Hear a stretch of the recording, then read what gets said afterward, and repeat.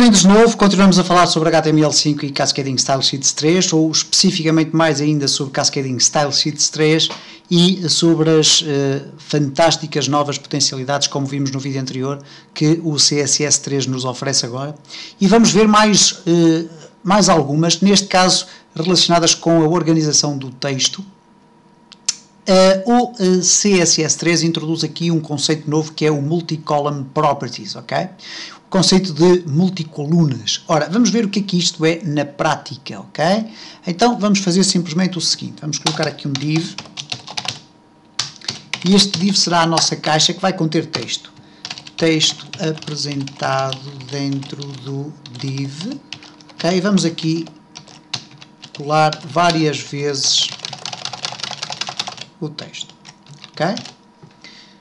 Tudo muito bem, vamos então agora gravar, ok? Tudo bem, vamos aqui refrescar, cá está o nosso div, vamos aqui formatar o nosso div, neste caso div, já toda a gente deve estar, não é div, é div, já toda a gente deve estar habituada a este tipo de formatação, neste caso margin 50 px auto, ops. Ok. Ora, e agora vamos então criar aqui ora, margin já está, vamos criar aqui um width de, por exemplo, 600 px, um padding de 20 px e um border 1 px solid black e vamos colocar um background também, porque não? Mas um background color muito levezinho, neste caso RGB 200, 200, 200. Ok, fantástico, vamos ver como é que isto está. Cá está, então, aqui o nosso texto. Ora, o que acontece agora com o Cascading Style Sheets 3 é que nós podemos usar aquilo que se designam por Multi-Column Properties, ok? E vamos começar por ver uma propriedade que é o Column Count. E o Column Count é simplesmente o seguinte, eu escrevo aqui WebKit column count e imediatamente a seguir eu vou colocar um valor numérico que, por exemplo, vou aqui definir ser o 2. Reparem o que é que vai acontecer ao meu conteúdo, automaticamente fica dividido em duas colunas. Que tal?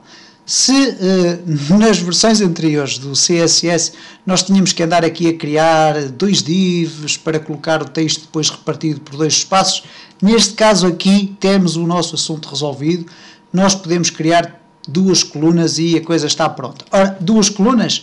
Não, três. Cá está. Vamos aqui, por exemplo, aumentar para 800 de largura. E reparem como automaticamente o texto se vai ajustando aqui às colunas. É evidente que se eu colocar muitas colunas, o que vai acontecer é que o texto vai ficar extremamente seccionado. Mas, por exemplo, duas colunas aqui fica com um efeito fantástico, ok? Reparem como o texto está aqui organizado como se tratasse de uma coluna do jornal. Hein? Muito interessante, é o column count que nós vimos aqui. Um outro aspecto é outra propriedade relacionada com estes multi-column properties que é o column gap. Ora, o column gap permite-me definir qual é o espaço entre as colunas. Então, neste caso, eu posso definir aqui WebKit column gap e agora vou definir em pixels. Neste caso, por exemplo, 30 px. Ora, vamos ver se faz aqui alguma diferença. Cá está, houve ali uma ligeira diferença. Eu vou aqui acentuar isto, por exemplo, 60 px, para vermos melhor. Reparem, automaticamente as colunas ficam mais separadas, neste caso com uma separação de 60 pixels. Evidentemente que eu posso reduzir isto aqui a 10 e as colunas vão ficar quase pegadinhas uma à outra. Se eu reduzir a 0, as colunas vão ficar agarradas uma à outra e, portanto, esta não será a apresentação mais interessante, mas vamos colocar aqui, por exemplo, 20 px. E já ficamos com uma divisão que nos permite verificar que o texto está separado. Ora, por falar em separação, o que nós podemos fazer aqui também é colocar o normal, em vez do px, normal, e neste caso é o próprio sistema que se vai encarregar de ajustar da melhor forma, ok? Portanto, usando o normal ou o length, nós definimos o column gap. Mas estava eu a dizer então que, relativamente ao, neste caso, à questão do espaço e da leitura, nós podemos também adicionar uma linha vertical que separa as colunas, ok? E essa linha vertical designa-se por column rule. Ora, como é que eu vou definir o column rule? O column rule tem um conjunto de outras subpropriedades, nomeadamente o column rule color, style e width. Ora, é evidente que estas três eu posso defini-las aqui em separado, neste caso WebKit, column, não estou a escrever nada, acontece, WebKit, é o que dá a trabalhar com máquinas virtuais, depois column e, por exemplo, color, eu tenho aqui qualquer coisa mal escrita, ok, WebKit, column, color, ok, esqueci-me do rule, porque estamos a falar exatamente da linha, ok? E a linha é o rule, é o espaço que separa. Então, vamos aqui definir, por exemplo, black.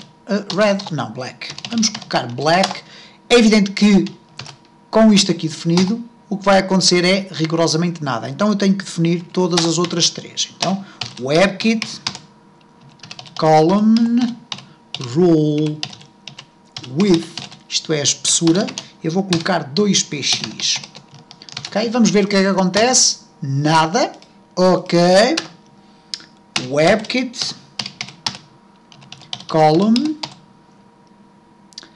rule, style. Ok? E no caso do style, nós podemos definir o nenhum, que é sem estilo, ou o dotted, ou então o solid, como já estamos habituados a definir, neste caso para as borders, ok? Então vamos aqui refrescar e cá está então o nosso separador, ok?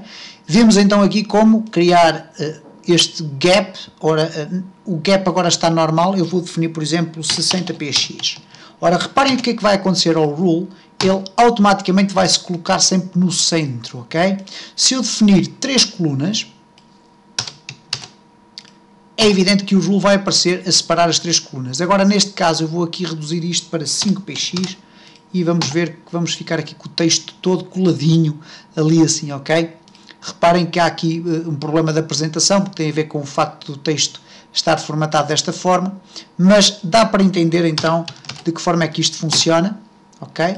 Com a separação, neste caso 5px é quase um valor irrisório, vamos colocar 10px para que o texto comece a ficar mais separado. Se calhar 20 será o valor mais indicado, tudo muito bem. É evidente que eu tenho aqui 2px, posso alterar. Ora, e para terminar isto sobre as colunas, nós podemos definir isto simplesmente da seguinte forma: WebKit column rule, ok? E depois vamos definir aqui todas estas implementações de uma vez só. E neste caso nós temos que definir então aqui à frente, ora, o WebKit column rule já está, neste caso 4px não, vamos colocar 1px ou 2px, ok?